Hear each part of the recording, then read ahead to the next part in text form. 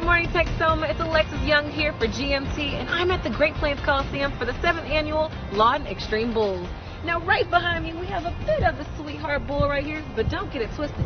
The bulls you see tonight are going to be bad, and they're knucking and bucking all night long. But stay with us because after the break, we'll be giving you a full rundown on what you can expect, how much tickets are going to be, and more. Stay with us. We'll be right back.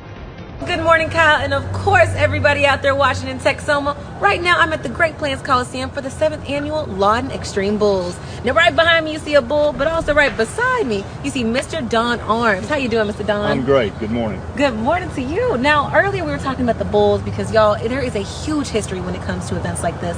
Now, can you tell me a little bit about the genetics when it comes to these bulls? So, you know, we throw the word science around quite a bit in everything now because it's kind of a buzzword, but there's a lot of science in the breeding of these bulls. These bulls are bred for one job, and that is to buck. A racehorse is bred to go fast. A dairy cow is bred to give milk. These bulls are bred to buck. They're bred, and all the genetics and the science that goes into the breeding is for one job, and that's to throw cowboys off. Woo! And you see right here, this one's a nice one. As you can see, he's coming up real close. He's not too bad. He's decent. But the ones tonight, as you just heard, knucking and bucking all night long. Now let's talk about what this type of event does for Lawton. What does this bring? Good morning, Texoma. Come on down to Waurika for this year's rattlesnake hunt. Now remember, tickets are only $30. Doors open at 8. All you gotta do is come in because there's no online sales. So that's the best part. Now, one of the cool things about this is 2 p.m., bring that registration so you can kick off for the 3 p.m. guided hunt. There's gonna be snake handlers, vendors, and so much more. But remember, in order to come here, you gotta come down here for all that fun. This is all benefiting the Waurika Fire Department. And remember, snakes, and more snakes. We'll have more GMT for you tomorrow morning. Back to you guys in the studio.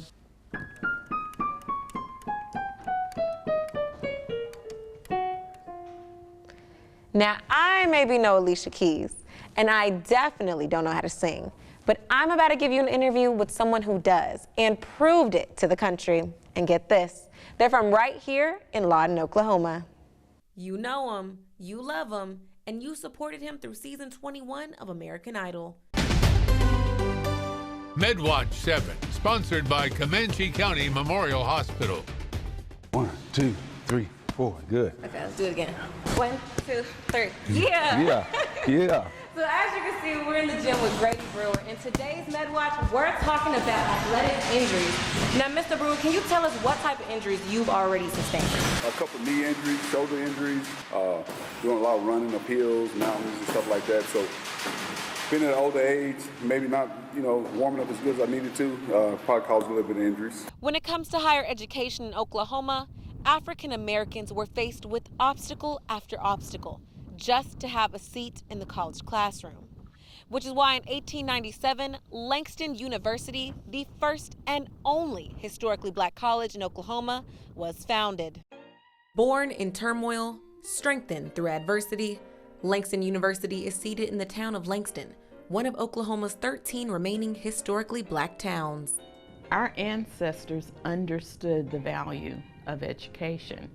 So a group of citizens wanted higher education for their children, and because of the social strata of the day, Langston University, of course it wasn't Langston University at the time, was formed. In September of 1897, 1 year before Oklahoma gained statehood, Langston, originally named the Oklahoma Colored Agriculture and Normal University, opened its doors, starting with around 40 black students. But now, the halls ring with the strength and determination of over 1,900 students of all different races. The best part of being here at Langston University is that you have a family. We have students from across the country who made the conscious decision to choose Langston University. They came to Langston looking for what we call the HBCU experience. And as the westernmost HBCU in the country, we're happy to provide that. Langston is known internationally for its goat research, serving 21 counties through their studies. Its nursing program has extension campuses all the way in Tulsa and Ardmore, and their broadcast journalism curriculum now has a hub in Oklahoma City. In 2022, Langston led Oklahoma colleges in the implementation of AI in the classroom, with their computer science competition team winning second place in the Federal Reserve Bankathon. They are also the only college to have a Google faculty residency in Oklahoma, and they're partnering with NASA for the Artemis program. while this campus continues to build leaders, community members, entrepreneurs, and even activists, it is still struggling with equality, particularly when it comes to funding. In 2023, the Langston Gazette, the university's newspaper, released an article stating it was owed $418 million from the state of Oklahoma. 72 years later, they are still fighting for the funding. On September 18, 2023, U.S. Secretary of Education Miguel Cardona and U.S. Secretary of Agriculture Thomas Vilsack sent a letter to Oklahoma State Governor Kevin Stitt, identifying a $418 million disparity in funding between the land-grant historically black colleges and universities and its non-HBCU land-grant peers in the state of Oklahoma over the last 30 years alone. In an attempt to find out why Langston is the only underfunded college in Oklahoma, I called Senator Kevin Matthews, the author of Senate Bill 1353, to find out what is going on. Well, my bill has not moved forward in committee yet where we have that discussion. My general discussions with some aware of finance is that they're moving towards that. As a matter of fact, Langston had received half, instead of 1-to-1 funding, they averaged about 1/2 to 1. And this past year or so, it's moved up to 70% of 1. And so there is progress, and my initial conversation is there's going to be more progress, but my goal is equity. And for the public, when would this bill be heard? Well, that's up to the chair of the committee. We're requesting that. I called the chair of the committee, Senator Adam Pugh, to see the likelihood of this bill being heard, but he has yet to return my calls. So the question remains, will Langston ever get the money it's owed?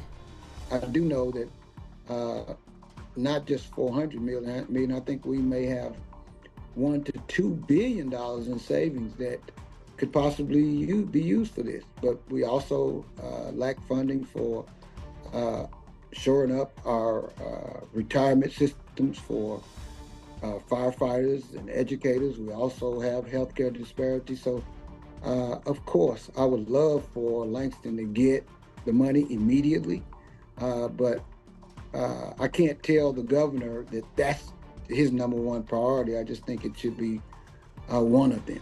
For 7 News, I'm Alexis Young. If you've never seen the musical comedy Matilda, then you're in for a treat. This Thursday, the Lawton Community Theater is hosting Matilda the Musical at the McMahon Theater. Some of your favorite local artists will be featured in it, including actress Cassie McGrath, who stars as Matilda. McGrath has starred in plays all over Oklahoma, even traveling out of state to act. She says she wants to bring the play back home to Lawton because it's where she's from and there's no place like home. We were actually watching her earlier and you guys had the energy, you guys were singing, you were jumping on the couch. I was. What is your favorite scene for this play? So my favorite scene is probably story 4.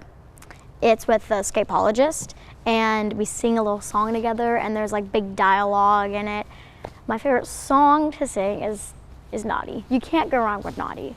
And why Naughty? Because it's so fun, it's so energetic. You can do a lot, it's just very fun. So I have to ask, for anyone who hasn't watched Matilda, why should they come to this play? They should come to this play because everyone in the show, first of all, is unbelievably talented. I mean, oh yeah. And it has big energy, there's lots of songs, lots of dialogue, and it's a great story. I am a winner. And playing the evil Miss Trunchbull is Lawton's famous drama teacher, Miss Melinda Perez. I mean, just looking at you, one, the costume is amazing. Your hair, it's just everything about it is just so captivating. What would you say is your favorite thing about your character? I think I like Agatha Trunchbull because I think she's misunderstood a tiny bit. I think she secretly wants to let loose, and she does every now and then. But I like Miss Trunchbull because we get a glimpse of her like secret desires occasionally, and I like that. Like it's unexpected. And get this, the most adorable part of the play, she's playing alongside her son Colin Perez, who plays Bruce. For someone who's never seen Matilda, why should they come and see it? Well, it's funny, number one. Because there's a scene where the bad principal has to run away because there's a newt in her knickers. And if this adorable cast hasn't sold you enough, then get this. Tickets are only $40. That's right. And it starts off this Thursday for the first showing. For 7 News, I'm Alexis Young. And Come see Matilda! Maggots!